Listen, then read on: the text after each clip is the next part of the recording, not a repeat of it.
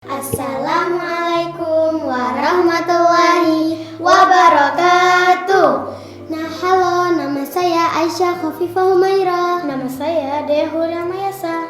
Jadi hari ini kami akan menceritakan kisah tentang kebijaksanaan Nabi Sulaiman saat menjadi hakim bagi dua orang ibu yang berebut seorang anak. Alkisah terdapat dua orang ibu yang masing-masingnya mempunyai seorang bayi. Kedua ibu itu pergi ke sebuah padang rumput untuk mengurus ladang mereka. Saat mereka mengurus ladang mereka, bayi mereka diletakkan di atas batu yang sangat besar. Namun tiba-tiba seekor serigala datang dan menerkam salah satu bayi mereka. Serigala tersebut kemudian membawa sang anak dan melahapnya. Dari bawah salah satu bayi mereka telah dibawa serigala. Maka seorang ibu yang lebih tua pun berkata kepada ibu yang lebih muda, "Sesungguhnya serigala tadi telah membawa anakmu. Ini adalah anakku." "Tidak, ia justru membawa anakmu. Ini adalah anakku," jawab sang ibu yang berusia lebih muda. Ia sungguh yakin bahwa bayi di hadapannya itu adalah anaknya. Dia mengenali betul ciri-ciri anaknya. Namun sang ibu yang lebih tua terus saja menyangkal dan mengatakan bahwa bayi itu adalah anaknya. Keduanya terus berselisih dan saling berebut bayi yang selamat dari terkaman serigala. Akhirnya mereka memutuskan untuk datang ke Nabi Daud alaihissalam dan meminta keputusan darinya. Keduanya mendatangi Nabi Daud alaihissalam sambil membawa bayi yang diperebutkan.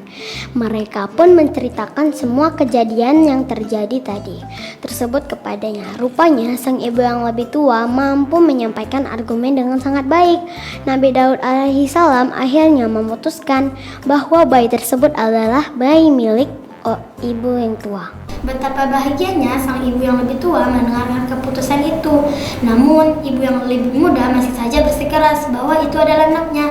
Tidak puas dengan keputusan Nabi Daud alaihissalam, keduanya lalu mendatangi Nabi Sulaiman alaihissalam. Mereka menceritakan kejadian naas yang telah terjadi dan hendak meminta keputusan darinya. Di depan Nabi Sulaiman alaihissalam, keduanya sama-sama mengakui sebagai ibu dari anak tersebut dan tidak ada yang mau mengalah. Maka Nabi Sulaiman pun berkata kepada pelayannya, "Berikan aku sebuah pisau, akan kubelah anak ini menjadi dua, agar kedua ibu ini mendapatkan anak ini." Sang ibu yang lebih tua hanya terdiam mendengar keputusan Nabi Sulaiman alaihissalam. Saat pisau hendak diayunkan ke bayi tersebut, sang ibu yang lebih muda kemudian menangis sambil memohon kepada Nabi Sulaiman alaihissalam, "Tolong, jangan lakukan itu tuanku. Semoga Allah merahmatimu. Itu adalah anaknya," sambil menunjuk ibu yang lebih tua. "Itu adalah anaknya. Biarkan anak itu menjadi miliknya. Biarkan ibu yang mengurus anak ini," ucap ibu muda yang sambil menangis. Karena kasih sayang yang begitu besar kepada bayi di hadapannya, sang ibu muda ini tak sanggup melihat bayi tersebut mati dibelah dua. Meskipun ia sendiri tak tahu milik siapa pemilik bayi itu. Biar dia pun mengalah agar anak di hadapannya dapat tetap. Mendengar ucapan ibu yang lebih muda, Nabi Sulaiman alaihissalam akhirnya mengetahui bahwa bayi di hadapannya adalah milik sang ibu muda. Karena seorang ibu sejati tentu saja tak ingin anaknya terluka hanya karena hawa nafsu belaka. Nabi Sulaiman alaihissalam akhirnya pun memberikan bayi tersebut kepada ibu yang lebih muda. Begitulah Allah Subhanahu wa Ta'ala telah memberikan keutamaan pada Nabi Sulaiman alaihi salam. Allah Subhanahu wa Ta'ala memberikan pemahaman kepada Nabi Sulaiman yang tidak diberikan kepada Nabi Daud alaihi salam. Namun bukan berarti Nabi Sulaiman lebih utama dan lebih mulia dibandingkan Nabi Daud, karena setiap nabi telah Allah berikan keutamaannya masing-masing.